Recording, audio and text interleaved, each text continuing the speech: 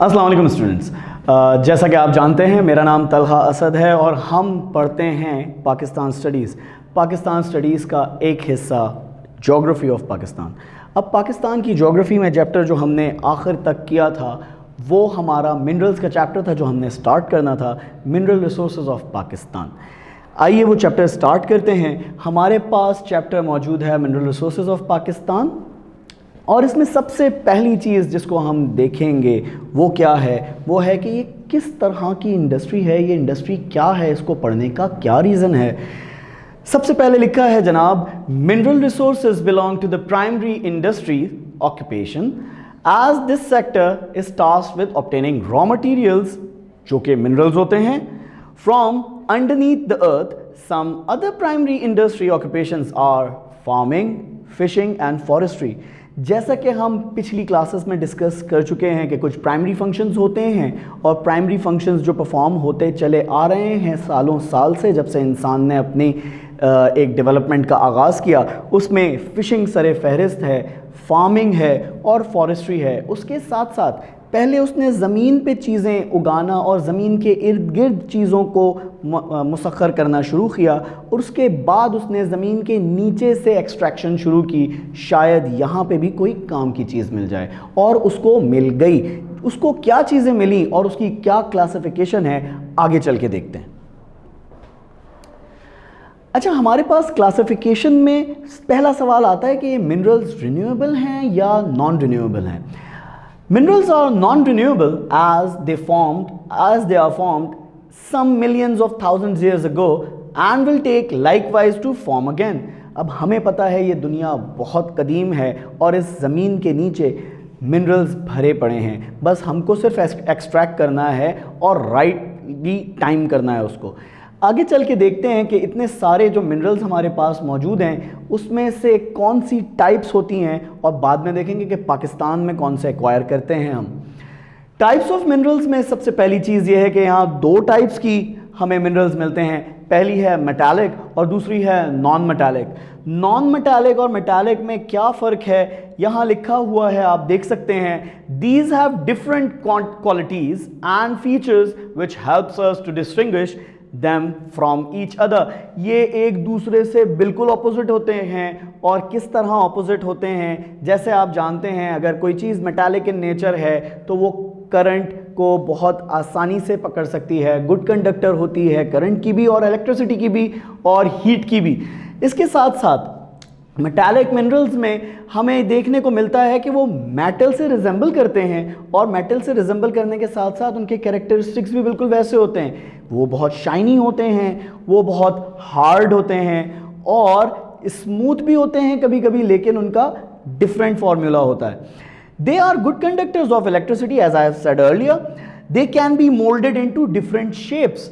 इनको अलग अलग शेप्स में बनाया जा सकता है। ठीक है जी, आगे चलते हैं, आगे देखते हैं हमारे पास और क्या चीज़ है। Yes, next. Non metallic minerals में हमारे पास जो क्लासिफिकेशन है वो ये कि दे आर सॉफ्टर एंड रफर। They break away when their shape is change. अगर हम इनको किसी शेप में मोल्ड कर रहे होते हैं तो ये फौरन टूट के बिखर जाते हैं।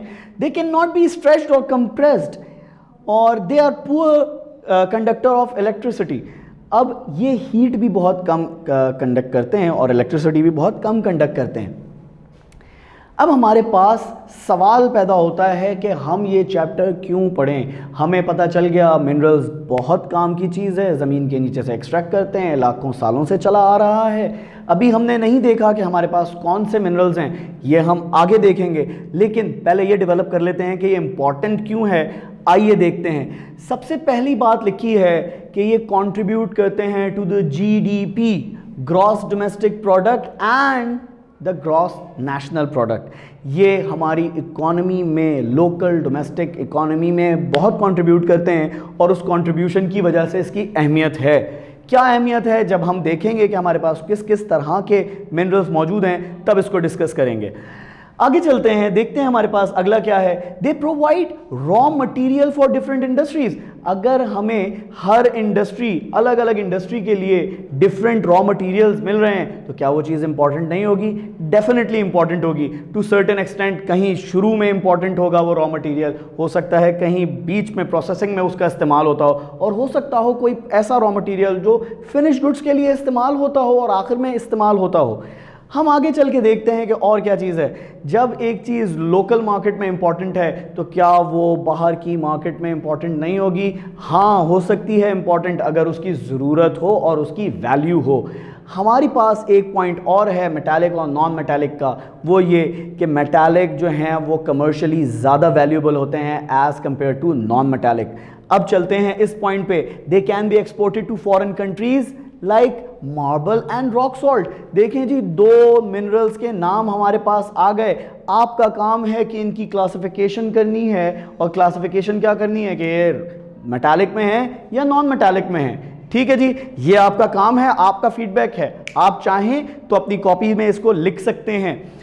इसके साथ साथ they earn foreign exchange for the country by their export if they are mind the domestic requirements are fulfilled which prevents import thereby saving foreign exchange। अब सिंपल सी समझने की बात यह है, अगर आपके मुल्क में एक चीज़ मिल गई है ज़मीन के नीचे से, आपने सुना होगा कुछ अरसे पहले कि ऑयल पाकिस्तान में निकल रहा है, कितनी खुशी की लहर आ गई थी। हो सकता है कुछ अरसे बाद आपको ये खबर दोबारा सुनने को मिले, हो सकता है कोई और तरीके के मिनरल्स आपके पास एक्सट्रैक्ट हो जाएं।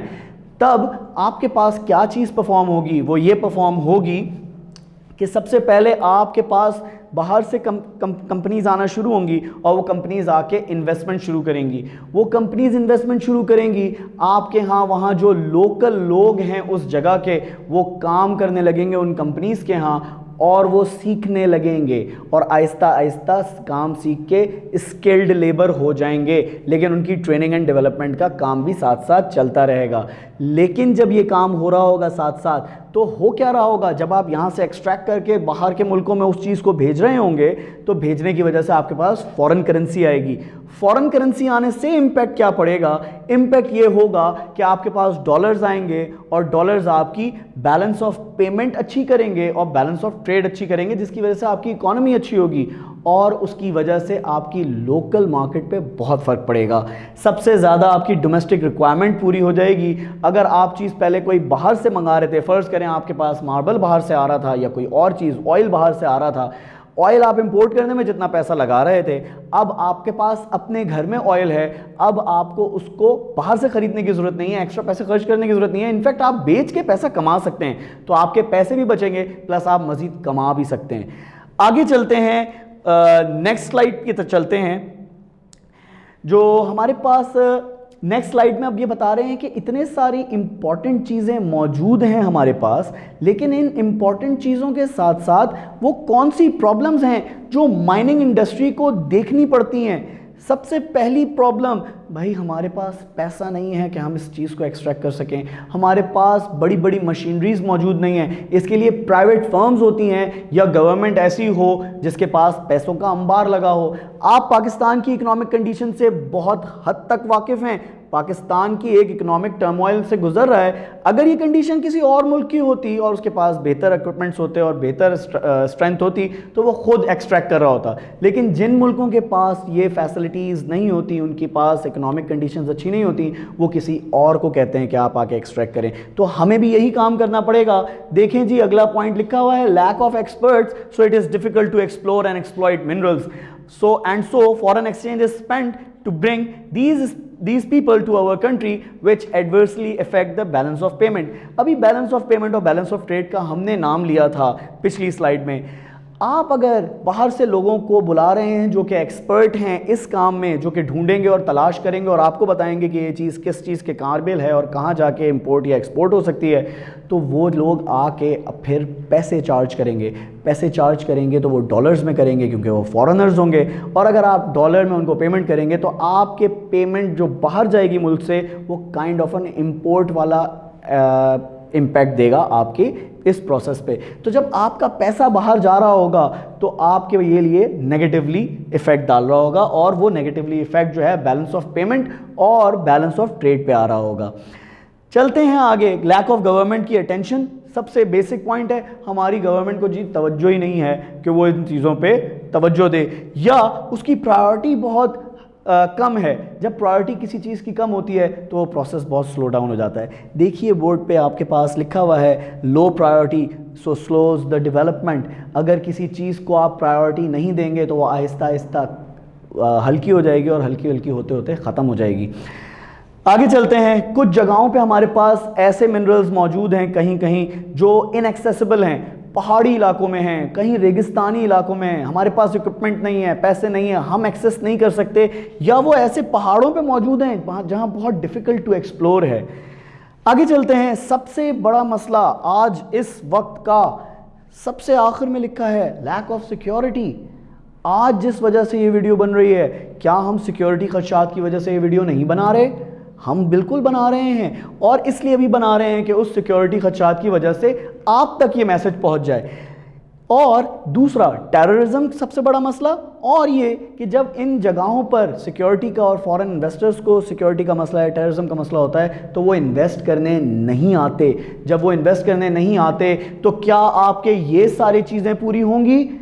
आप जब आपका इन्वेस्टर नहीं होगा, वो डर कर भाग जाएगा, तो इन्वेस्ट कौन करेगा? जब इन्वेस्ट नहीं करेगा तो आपकी इकॉनमी नहीं चलेगी, जब इकॉनमी नहीं चलेगी तब आपका मुल्क नहीं चलेगा, और जब मुल्क नहीं चल रहा होगा तो आपके यहाँ राइट्स होना शुरू हो जाएंगे। इससे पता चलता है कि एक चीज़ की इंपॉर्टेंस कितनी है, तो इसका मतलब गवर्नमेंट को इस पर तवज्जो देनी चाहिए। ओके गाइज, आपने ये देखा कि प्रॉब्लम्स क्या हैं, इम्पोर्टेंस क्या है। अब प्रॉब्लम्स को डिस्कस करने के बाद, भाई प्रॉब्लम्स तो हैं, अब इनका सलूशन क्या होना चाहिए? सलूशन सबसे पहला ये होना चाहिए कि बाहर से इससे पहले कोई आए और आपको पैसे देने पड़े, आप एक अपनी टीम डेवलप करें जिससे आप ये एक्सट्रैक्ट कर सकें कि जनाब वहाँ पे रिसोर्सेज हैं या यहाँ पे रिसोर्सेज हैं, किधर माइनिंग होनी चाहिए, किधर नहीं होनी चाहिए, खुद चेक करें। तो इसको चेक करने के लिए पाकिस्तान के पास एक इदारा मौजूद है जिसका नाम है geological survey of Pakistan for investigating and mapping of minerals. वो क्या काम करते हैं? वो जगह जगह जाके चेक करते हैं और जियोलॉजिकल सर्वे करते हैं, और ये देखते हैं कि यहाँ पे मौजूद हैं मिनरल्स,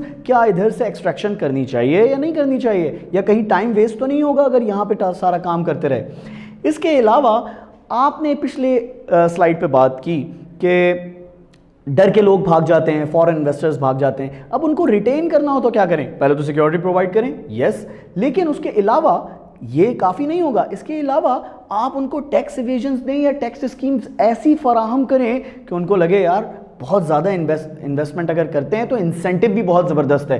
तो आप उनके लिए इन्वेस्टमेंट स्कीम्स और ऐसी आप माइनिंग स्कीम्स लेकर आएंगे जिससे उनको बहुत फ़ायदा हो, ताकि वो रिटेन करें इस जगह को।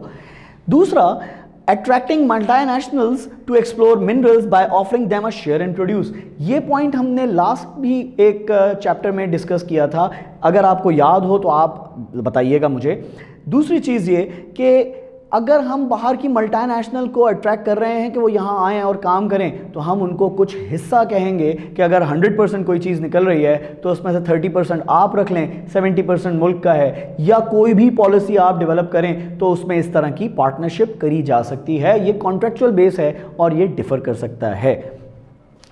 आखिरी point, improvement in education sector for producing more skilled labour. अगर हमारे पास ढंग का काम करने वाले लोग नहीं हैं तो वो बोझ होंगे। इसका मतलब हमें यूनिवर्सिटीज़ में ये तालीम देनी चाहिए कि जियोलॉजिकल सर्वे वाले लोग किस तरह की पढ़ाई करते हैं, या इस मिनरल्स वाली स्टडी को देखना होगा कौन सा मिनरल क्या काम करता है, कहाँ फ़ायदेमंद है। आपको एक टॉपिक होम असाइनमेंट के तौर पे दे रहा हूँ, जितने आपकी किताब में मेटालिक और नॉन मेटालिक मिनरल्स दिए हुए हैं उनको क्लासिफाई करें, मेटालिक अलग, नॉन मेटालिक अलग। इसके साथ साथ उनके यूजेस भी देखने हैं, उनका यूजेज देखना है कि वो कहाँ कहाँ इस्तेमाल होते हैं, किस किस इंडस्ट्री में। शुरू में याद है मैंने कहा था ये मुख्तलिफ इंडस्ट्रीज़ में एज अ रॉ मटेरियल इस्तेमाल होते हैं, आपने बताना है कि वो कहाँ कहाँ इस्तेमाल होते हैं एज अ रॉ मटेरियल, ठीक है जी। और इसके अलावा आपने अपनी कॉपी में मैप्स ड्रॉ करने हैं और उनकी लोकेशन फाइंड आउट करनी है, ठीक है जी। हमारा आखिरी टॉपिक है बहुत इंपॉर्टेंट है। आगे चलते हैं, इफ़ेक्ट्स ऑफ माइनिंग, इसको आगे चलते हैं, इसको आगे लेते जाएं और इससे भी आगे बस। अच्छा जी, हम माइनिंग कर रहे हैं, ज़ेर ज़मीन हमने बहुत सारी एक्सट्रैक्शन की और कोई चीज़ निकाली और उसको निकाल के बेच दिया और पैसे कमा लिए और भाई वाह वाह हो गई हमारी। लेकिन ये जो काम मैंने किया, इतनी सारी ज़मीन को मैंने ख़राब किया, इसका कोई नुकसान भी तो होगा ना। ये अगर सारी जगह पे मैं ख़राब कर दूं और ज़ेर ज़मीन कोई चीज़ निकाल के चला जाऊं, तो ये जो जगह ख़राब की है इसका रिस्पॉन्सिबल कौन होगा? तो मुझे रिस्पॉन्सिबल सिटीज़न या रिस्पॉन्सिबल फर्म होने के नाते मुझे क्या क्या काम करने होंगे जो हो जाते हैं automatically effects of the mining to the environment या ऑन द इन्वायरमेंट। सबसे पहले जी, पोल्यूशन होती है, अगर माइनिंग हो रही होती है तो सबसे पहले नॉइज़ पोल्यूशन होती है। बम लगा के उसको फाड़ते हैं, जगह को एक्सप्लोड करते हैं, एक्सप्लोसिव्स लगे हुए होते हैं ताकि डीप डाउन इनसाइड डिगिंग कर सकें। डिगिंग करने का भी इतना शोर होता है, ठीक है। प्लस जब वहाँ से नेचुरल गैसेस निकलती हैं या मिट्टी निकलती है तो एयर बहुत पोल्यूट हो जाती है। इसके साथ साथ इसका वेस्टेज जो होता है वो वाटर पोल्यूशन के बायस बनता है। और तो और जब आप इतना सारा एक्सट्रैक्ट करते हैं चीज़, तो उसमें कोई चीज़ काम की होती है और कोई चीज़ काम की नहीं होती, और उसको अगर आप बाहर ही छोड़ देंगे तो वो लैंड पोल्यूशन का बायस बनेगा। और सबसे बड़ी बात, इस सारी चीज़ को परफॉर्म करने के लिए जो दरख्त होते हैं या आसपास के जो इलाके होते हैं उसको साफ़ कर दिया जाता है और उसका इम्पैक्ट बहुत नेगेटिव आता है, क्योंकि आपकी हवा ख़राब हो जाती है, आप सांस नहीं ले पा सकते क्लीन एयर में, और वो एयर ख़राब हो जाती है तो नियर बाय जो लोग रह रहे होते हैं उनको बहुत इफ़ेक्ट करता है। Next please. इससे बचा कैसे जा सकता है? इससे सिर्फ 2-4 तरीक़ों से बचा जा सकता है। एक, पोल्यूशन को कंट्रोल करें। तो पोल्यूशन में हमारे पास 4 चीज़ें हैं, नॉइज़ है, एयर है, वाटर है, लैंड है। वाटर के लिए वाटर फिल्ट्रेशन प्लांट लगाएं, आप उनको क्लीनिंग सिस्टम्स लगा के दें ताकि उस इलाके में कोई वबाई अमराज ना फैलें। प्लस आप दरख्त लगाएं, रिफॉरेस्टेशन करें उस जगह पर जहाँ पर ये लैंड आपने ख़राब किया है या वहाँ पे माइनिंग हो रही है, ताकि वहाँ की हवा ज़रा तरोताज़ा रहे, आसपास के लोग जो रह रहे हैं उनको इफ़ेक्ट ना हो, उनकी तबीयतें ख़राब ना हो, ख़ासकर जो माइनिंग कर रहे हैं उनकी भी ख़राब ना हो। प्लस साइंटिफिक मेजर्स पे करें ताकि काम एफिशिएंट हो। आप ये ना करें कि आप अपने सोच के मुताबिक चले जाएं कि यार ये पहाड़ अच्छा लग रहा है, इसके नीचे कुछ ना कुछ तो होगा। ऐसे काम नहीं चलेगा, आपको साइंटिफिक मेजर्स लेने होंगे ताकि आपका पैसा और मेहनत ज़ाया ना हो।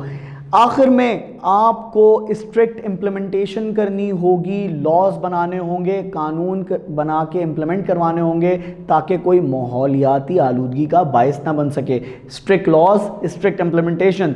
अगर दरख्त ख़राब हुए हैं तो दरख्त का नेमल बदल प्रोवाइड करना चाहिए, और वो सिर्फ दरख्त ही हो सकते हैं। वाटर पोल्यूट हो रहा है, एयर पोल्यूट हो रहा है, लैंड पोल्यूट हो रहा है, इसके लिए आपको लॉज बनाने होंगे ताकि कोई इसको रोंद कर ना निकल जाए, चाहे वो बड़ी कंपनी हो, छोटी कंपनी हो या गवर्नमेंट इटसेल्फ खुद हो। तो ये बहुत इंपॉर्टेंट चीज़ है, और आपको लोगों के लिए अवेयरनेस देनी होगी ताकि लोग अवेयर हों और वो खुद भी इस चीज़ को महसूस कर सकें। आपके लिए जो असाइनमेंट दिया है वो आप अपनी कॉपीज़ में कर सकते हैं। याद रहे, मेटालिक, नॉन मेटालिक मिनरल्स आपने फाइंड आउट करने हैं, उनके यूजेज और उनकी लोकेशन। पास पेपर्स के सवाल नेक्स्ट लेक्चर में आपके साथ शेयर करूंगा। Thank you for now, thank you for time, thank you, अल्लाह हाफ़िज़।